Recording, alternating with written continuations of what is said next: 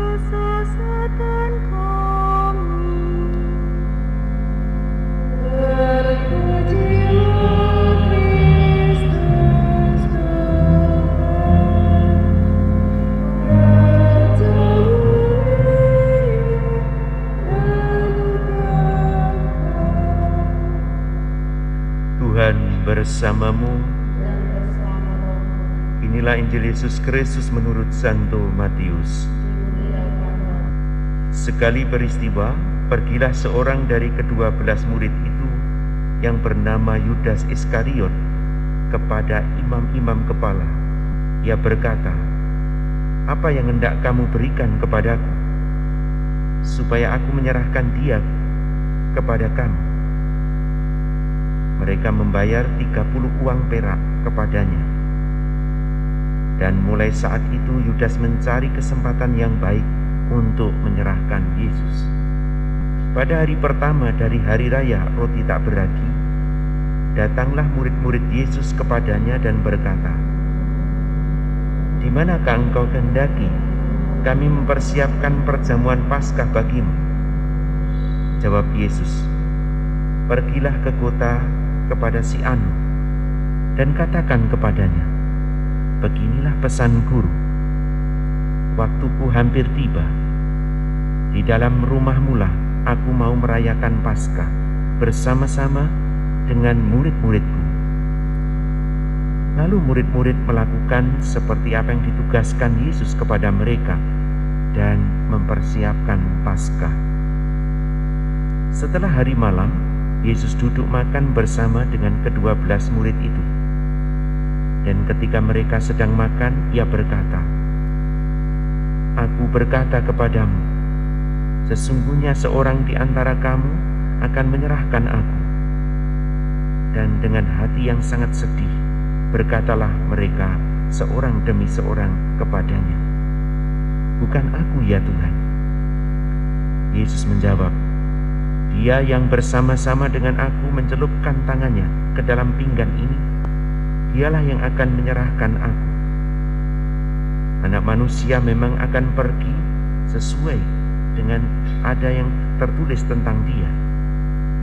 Tetapi celakalah orang yang olehnya anak manusia itu diserahkan.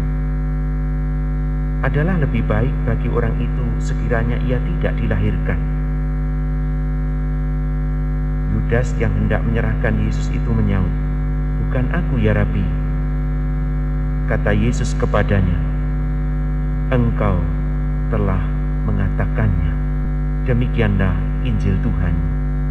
Saudara-saudari yang terkasih, Injil hari ini sekali lagi mengisahkan tentang pengkhianatan Yudas Iskariot terhadap Yesus. Anehnya dalam kisah ini, Yesus sudah tahu akan dikhianati. Tetapi seakan-akan Yesus membiarkan dirinya itu dikhianati. Kalau orang sudah tahu bahwa dia akan dikhianati, pasti dia bisa menggagalkan pengkhianatan itu. Tapi rupanya Yesus membiarkan Yudas itu mengkhianati dirinya. Mengapa? Apakah Yesus setuju dengan sikap dan tindakan yang suka, yaitu dengan pengkhianatan ini? Tentu tidak. Bukan karena Yesus setuju dengan sikap dan tindakan Yudas yang mengkhianatinya, melainkan Yesus ingin menerima peristiwa sebagai cara Allah menyelamatkan karya keselamatannya. Jadi dengan pengkhianatan itu Yesus ingin melihat dan menerima semuanya itu sebagai jalan Bapaknya. Maka bisa dikatakan Yesus itu bukan menjadi korban pengkhianatan Yudas, tapi dia mau tetap setia pada pilihan hidupnya, melakukan kehendak Bapaknya, apapun risikonya, sepahit apapun dia tetap akan menerima kalau itu memang jalan yang dikehendaki Bapaknya. Para saudaraku yang terkasih, dari kisah ini kita bisa melihat bahwa Allah bisa menggunakan peristiwa apapun untuk menyelamatkan hidup manusia. Peristiwa seburuk apapun bisa dijadikan Allah sebagai sarana penyelamatan kita.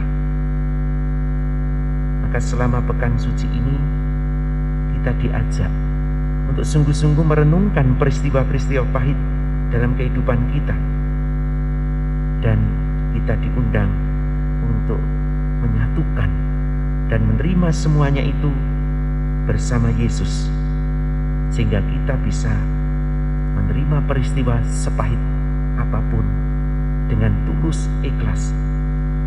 Sebab penderitaan yang kita alami, jika kita bisa menerima dengan tulus dalam terang iman kepada Yesus, akan sangat bermanfaat, baik bagi diri kita sendiri maupun bagi sesama. Karena penderitaan yang diterima dalam iman kepada Yesus akan memberi keselamatan kepada kita dan kepada orang-orang yang ada di sekitar.